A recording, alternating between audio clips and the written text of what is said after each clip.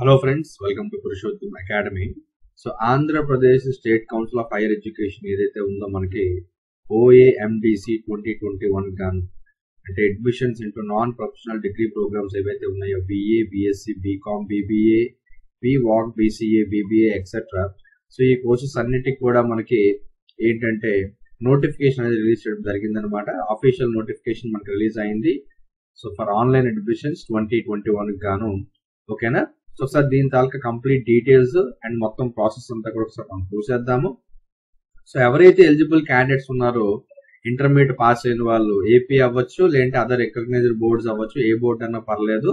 Eligible candidates అందరూ కూడా undergraduate programmes in arts, science, social sciences, commerce, management, computer applications and social work etcetera leading to the award of BA, BSc, BCom, BBA, BVOC etc. in government degree colleges, government autonomous degree colleges, private aided degree colleges, private unaided degree colleges, private autonomous degree colleges in the state of Andhra Pradesh for the academic year 2021. Okay na? Like candidates are informed that online admission process comprising of registration, payment of processing fees and pending certificate verification will be conducted from 6th January 2021 to 12th January 2021. So ఎవరైతే మనకి degree pursue చేయాలనుకుంటున్నారో, under graduate courses ఎవరైతే pursue చేయాలనుకుంటున్నారో వీళ్ళందరికీ కూడా మనకి online లోని complete counselling process అనేది స్టార్ట్ చేయడం జరిగిందండి. సో ఎవరైతే మనకి ఇంటర్మీడియట్ పాస్ అయ్యి ఉన్నారో, సో ఆంధ్రప్రదేశ్ స్టేట్ బోర్డ్ అవ్వ ఉండొచ్చు, లేదంటే ఏదైనా రికగ్నైజ్డ్ బోర్డు అయి ఉండొచ్చు, వాళ్ళందరూ కూడా ఈ కౌన్సిలింగ్ లో పార్టిసిపేట్ చేయొచ్చు. మనకి కౌన్సిలింగ్ లో ఏంటంటే registration, payment of processing fee and అలాగే సర్టిఫికేట్ వెరిఫికేషన్, ఈ మూడు కూడా మనకు ఉన్నాయన్నమాట. అండ్ మనకి వెరిఫికేషన్ మొత్తం ఈ ప్రాసెస్ అంతా కూడా 6th మనకు స్టార్ట్ అయింది, అంటే ఈ రోజు స్టార్ట్ అయింది అండ్ 12th వరకు కూడా ఇది రన్ అవుతుంది. ఒకసారి దీని తాలూకా డీటెయిల్స్ మనం చూసేద్దాము. సో ఫస్ట్ స్టేజ్ మనం చూసినట్టయితే రిజిస్ట్రేషన్ మనం చేసుకోవాల్సి ఉంటుంది. తర్వాత ప్రాసెసింగ్ ఫీజు మనం పే చేయాలి. సో ప్రాసెసింగ్ ఫీజు 200 అండి ఫర్ OC, BC క్యాండిడేట్స్ కి అండ్ అలాగే SC, ST క్యాండిడేట్స్ కి 100 రూపీస్ అనమాట మనకి ప్రాసెసింగ్ ఫీజు. సో డైరెక్ట్ గా మనము క్రెడిట్ కార్డ్ అవ్వచ్చు, డెబిట్ కార్డ్ అవ్వచ్చు, లేదా నెట్ బ్యాంకింగ్ అవ్వచ్చు, వీటి ద్వారా మనం ప్రాసెసింగ్ ఫీజు అని డైరెక్ట్ గా వెబ్సైట్ నుండి పే చేయొచ్చు. సో ఎవరైతే క్యాండిడేట్స్ ఉన్నారో ఎలిజిబుల్ క్యాండిడేట్స్ మీరు అందరూ కూడా ఏదైతే ఈ వెబ్సైట్ ఉందో డైరెక్ట్ గా ఈ వెబ్సైట్ లోకి మీరు ఎంటర్ అయిపోయినట్టయితే మీరు రిజిస్ట్రేషన్ చేయించుకోవాల్సి ఉంటుంది. అండ్ రిజిస్ట్రేషన్ అయిపోయిన వెంటనే మనకి ప్రాసెసింగ్ ఫీ పే చేయడానికి మనకి ప్రొసీడ్ టు పేమెంట్ అని వస్తుంది అనమాట. సో ముందుగా మనం ప్రీ రిజిస్ట్రేషన్ ఫేజ్ లో మనం మొత్తం డీటెయిల్స్ ఫిల్ చేసేస్తాము. ప్రొసీడ్ టు పేమెంట్ కి వెళ్ళిపోయిన వెంటనే మనకి గేట్వే ఓపెన్ అవుతుంది, థర్డ్ పార్టీ గేట్వే. ఆ గేట్వేలో క్రెడిట్ కార్డ్ అవ్వచ్చు, డెబిట్ కార్డ్ అవ్వచ్చు, లేదంటే యూపీ అవ్వచ్చు, ఇంటర్నెట్ బ్యాంకింగ్ అవ్వచ్చు, దేని ద్వారా సరే మనము అమౌంట్ ఏదైతే ఉందో ట్రాన్స్ఫర్ చేయొచ్చు depending upon your category. And transaction charges కూడా మనకు ఉన్నాయండి, depending on the type of the transaction you are doing. మనకి ట్రాన్సాక్షన్ ఛార్జెస్ కూడా మనకు ఉంటాయి ఈ విధంగా. అండ్ ఇంపార్టెంట్ నోట్ అందరూ గుర్తుపెట్టుకోవాల్సింది ఏంటంటే payment of processing fee may sometimes be delayed due to network issues. ఎప్పుడైనా నెట్వర్క్ ఇష్యూస్ ఉండటం వల్ల ఏమవుతుందంటే ప్రాసెసింగ్ ఫీజ్ అనేది పేమెంట్ కొంచెం లేట్ అయ్యే ఛాన్సెస్ ఉంటాయి. అండ్ అప్పుడప్పుడు ఏదైతే పేమెంట్ చేస్తున్నామో అది సక్సెస్ఫుల్ కూడా కాకపోవచ్చు అనమాట. సో అలాంటి పొజిషన్ లో ఏంటంటే మీరు ఎవరు టెన్షన్ పడాల్సిన నెసెసిటీ ఏమీ లేదు. ఒకవేళ మీ పేమెంట్ సక్సెస్ఫుల్ కానట్టయితే మళ్ళీ ప్రాసెసింగ్ ఫీజు మళ్ళీ మీరు పే చేయండి. అండ్ ముందుగా పే చేసిన ఒకవేళ మీ అకౌంట్ లో డేట్ అయిపోయినా సరే విత్ ఇన్ 4 వర్కింగ్ డేస్ అది మీ అకౌంట్ లోకి రిటర్న్ అయిపోతుంది అనమాట. ఓకేనా. ఒకవేళ రిటర్న్ కాని పక్షంలోని మీరు ఏం చేస్తారంటే ఏదైతే ఈ OAMDC refund@gmail.com ఈమెయిల్ ఐడి ఉందో ఈమెయిల్ ఐడికి మీ హాల్ టికెట్ నెంబర్, మీ transaction ID, date of payment కనుక మీరు డీటెయిల్స్ ఇచ్చినట్టయితే వాళ్ళు ఇమీడియట్ గా మీకు రిఫండ్ అనేది ప్రాసెస్ చేస్తారు అనమాట. అండ్ అలాగే next coming to verification of certificates, మనకి పేమెంట్ ఆఫ్ ప్రాసెసింగ్ ఫీజ్ ఎప్పుడైతే అయిపోతుందో మనకి అప్లికేషన్ నెంబర్ అనేది జనరేట్ అవుతుంది. అండ్ అలాగే పాస్వర్డ్ ఏదైతే ఉందో మనకి ఇది కూడా జనరేట్ అవుతుంది. ఈ రెండు కూడా మనకి SMS ద్వారా మన రిజిస్టర్డ్ మొబైల్ నెంబర్ కి వచ్చేస్తాయి. ఓకేనా. At the time of filing the pre registration policy. ఓకేనా. దాని తర్వాత మీరు ఏం చేయాలంటే అప్లికేషన్ డీటెయిల్స్ ఏవైతే ఉన్నాయో అవి మొత్తం కూడా సబ్మిట్ చేయడానికి మీకు ఒక బటన్ కనిపిస్తుంది. అందులో మీద మీరు క్లిక్ చేసినట్టయితే click here for submitting application details అని మీకు ఆన్లైన్ అప్లికేషన్ ఏదైతే ఉందో ఓపెన్ అయిపోతుంది అనమాట. సో అక్కడ మీ ఫోటోగ్రాఫ్ అలాగే సిగ్నేచర్ ఏవైతే ఉన్నాయో అప్లోడ్ చేసుకున్నట్టయితే మీ అప్లికేషన్ మొత్తం కూడా కంప్లీట్ అయిపోతుంది. అండ్ ఎవరిదైతే సర్టిఫికేట్స్ డేటా ఆల్రెడీ ఆన్లైన్ లో వెరిఫై అయిపోయిందో వాళ్ళు డైరెక్ట్ గా వెబ్ ఆప్షన్ ఎక్సర్సైజ్ చేసుకోవచ్చు.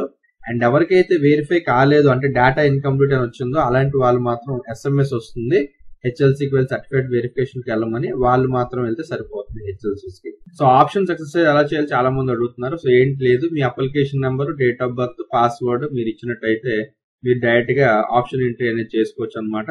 అది మీ ఇంట్లో అన్న చేసుకోవచ్చు, లేదంటే హెల్ప్ లైన్ సెంటర్ కి వెళ్ళి అక్కడన్నా చేసుకోవచ్చు, లేదంటే ఇంటర్నెట్ సెంటర్ నుంచి కానీ ఎక్కడ నుంచి మీకు ఎక్కడ నెట్ అవైలబుల్ గా ఉంటే అక్కడ మీరు చేసుకోవచ్చు. బట్ మోస్ట్ ప్రాబ్లీ ఏంటంటే మొబైల్ కన్నా కూడా ల్యాప్టాప్ ఆర్ కంప్యూటర్ యూజ్ చేయడానికి ఎక్కువ ఇంట్రెస్ట్ చూపించండి. ఎందుకంటే మొబైల్లో ఏంటంటే మనకి స్క్రీన్ చిన్నది ఉండడం వల్ల ఏంటంటే కాలేజ్ అనుకుంటే ఇంకో కాలేజ్ పెట్టే అవకాశాలు ఉన్నాయి కాబట్టి go for laptops or systems అన్నమాట. ఓకేనా. అండ్ ఇంకొక విషయం ఏంటంటే చాలా మంది అడిగేది, చాలా గుర్తుపెట్టుకోండి అందరూ కూడా, ఏంటి అంటే candidates belonging to special category like cap, NCC, extra curricular activity, sports, physically challenges shall report to the specified help line centre for verification of the specified dates. So ఎవరైతే ఈ స్పెషల్ కేటగిరీ వాళ్ళు ఉన్నారో ఈ separate గా help line centres ఉన్నాయి, వాళ్ళ separate dates ఉన్నాయి, ఆ డేట్స్ లో వాళ్ళ హెల్ప్ లైన్ సెంటర్కి వెళ్ళినట్టు సరిపోతుంది. ఓకే. అండ్ అలాగే candidates need not go to helpline centers for verification of certificates in case of candidate whose data is verified. So ఎవరిదైతే మనకి డేటా వెరిఫైడ్ అని వస్తుందో వాళ్ళు హెల్ప్ లైన్ సెంటర్ కి వెళ్లాల్సిన నెసెసిటీ లేదు. ఎవరికైతే డేటా ఇన్కంప్లీట్ వస్తుందో అండ్ అలాగే ఎవరికైతే మెసేజ్ వస్తుందో data incomplete, so help line centre కి వెళ్ళండి అని వాళ్ళు మాత్రమే వెళ్తే సరిపోతుంది అనమాట. సో ఇది మొత్తం షెడ్యూల్ అండి. మనకి నోటిఫికేషన్ రిలీజ్ అయింది అండ్ ఫేజ్ 1 రిజిస్ట్రేషన్ మనకి 6th to 17th అనమాట. అండ్ వెబ్ ఆప్షన్స్ మనకి 9th నుండి 17th వరకు ఉంది. అండ్ అలాగే మనకి హెచ్ఎల్సీస్ ఏదైతే ఉందో ఫేజ్ 1 మనకి 6th నుండి 12th వరకు కూడా ఆపరేషన్ లో ఉంటుంది.